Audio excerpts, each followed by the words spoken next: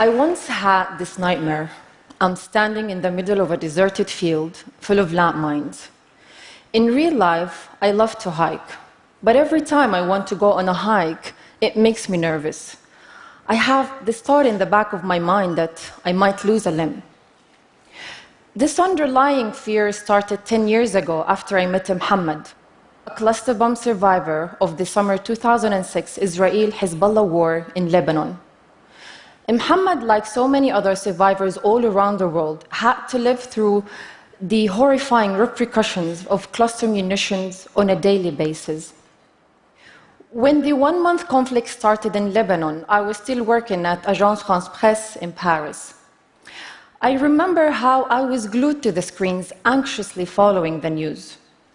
I wanted to reassure myself that the bombs falling missed my parents' home. When I arrived in Beirut on assignment to cover that war, I was relieved to be united with my family after they had finally managed to escape southern Lebanon. The day the war was over, I remember seeing this image, the one of blocked roads of displaced people eagerly rushing south back to their homes, regardless of what they would find. An estimate of 4 million cluster submunitions were spread in Lebanon during the 34-day conflict. Muhammad lost both legs during the last week of the conflict. The fact that he lives 5 minutes' drive from my parents' home made it easier to follow him through the years. It was now almost 10 years since we first met. I saw the young boy who had to endure a physical and emotional trauma. I saw the teenager who tried to offer his friends tattoos in return for a set fee of $5. And I know the young jobless man who would spend hours surfing the internet trying to meet a girl who might become his girlfriend. His fate and the effects of losing his legs are now his daily reality. Survivors of bomb trauma like Muhammad have to deal with so many details that never occur to us.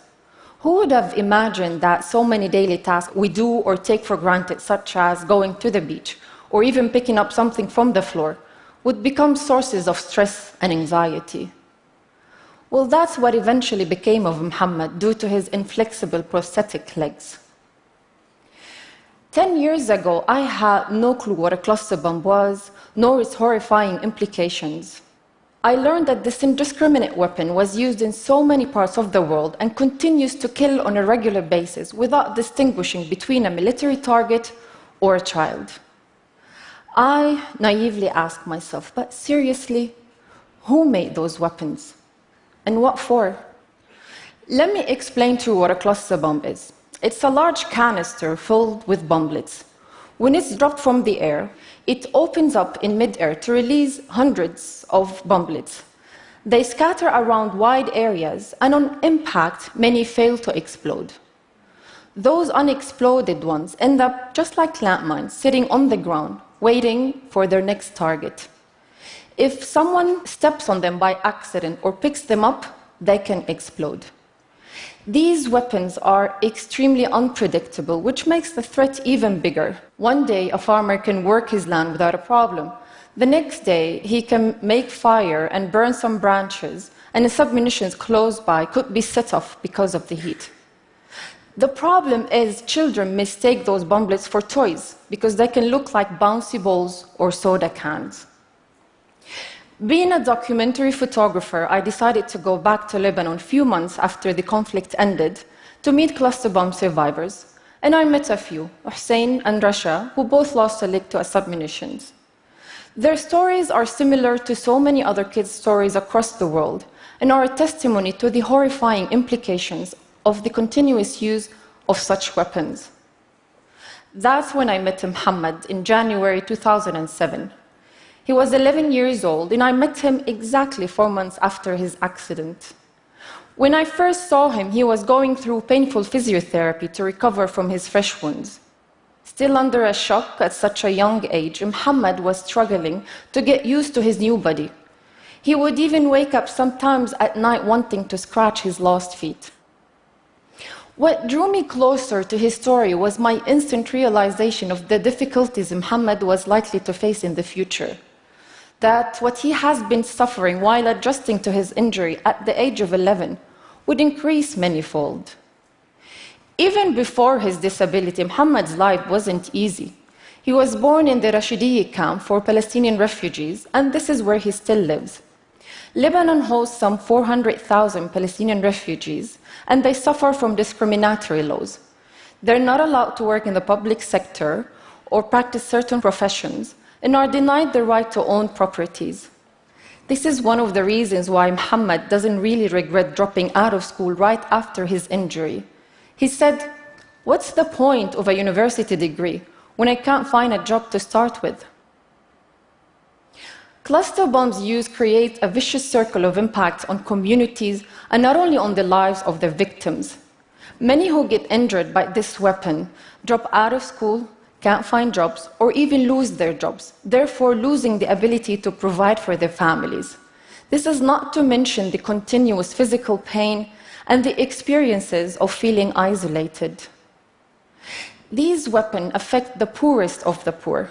The high medical cost is a burden to the families. They end up relying on humanitarian agencies, which is insufficient and unsustainable, especially when injuries require lifelong support to the injured. 10 years after Muhammad's injury, he is still unable to afford proper prosthetic legs.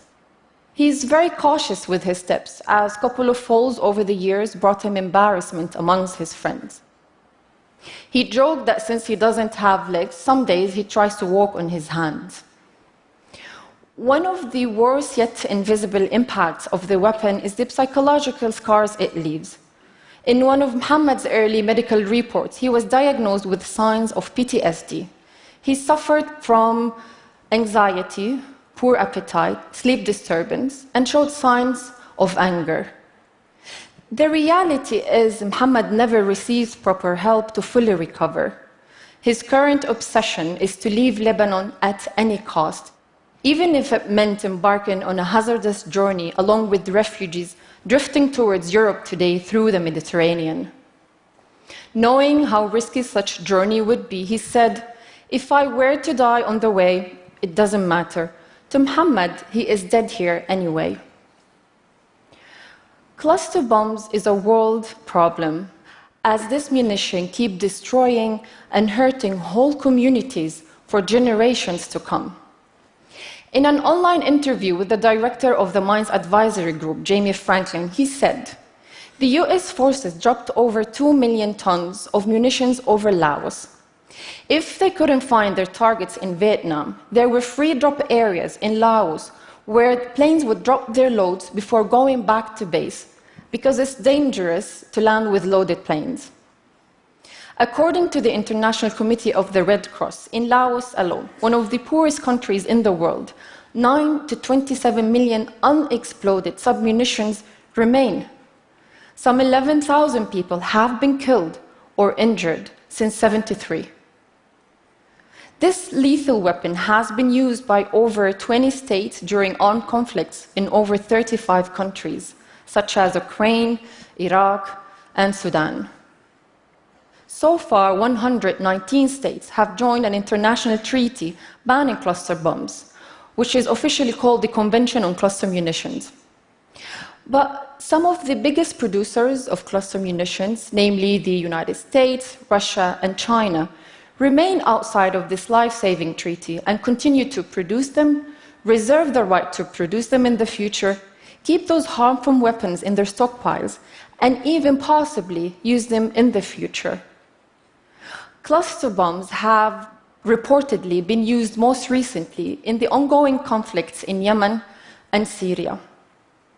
According to a research on the worldwide investments in cluster munitions producers by PAX, a Dutch-based NGO, financial institutions invested billions of US dollars into companies that makes cluster munitions.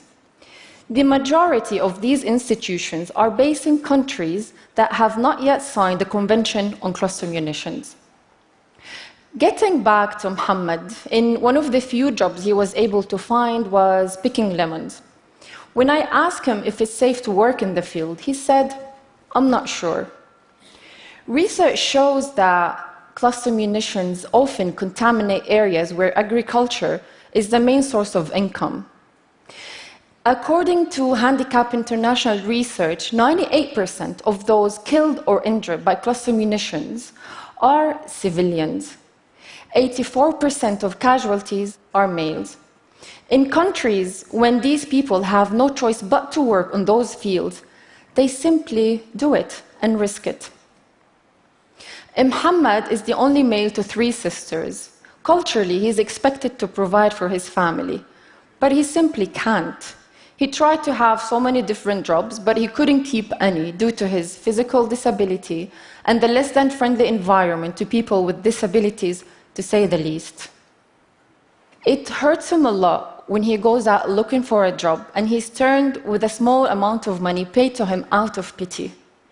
He said, "I'm not here to beg for money, I just want to earn it."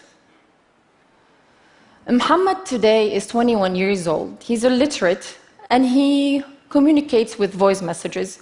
Here is one of his messages. حلمي أركض عن جد حلمي أركض ومتأكد يمكن إذا بركض ما عادش بوقف. He said, "My dream is to run, and I'm pretty sure once I start running, I would never stop." Thank you.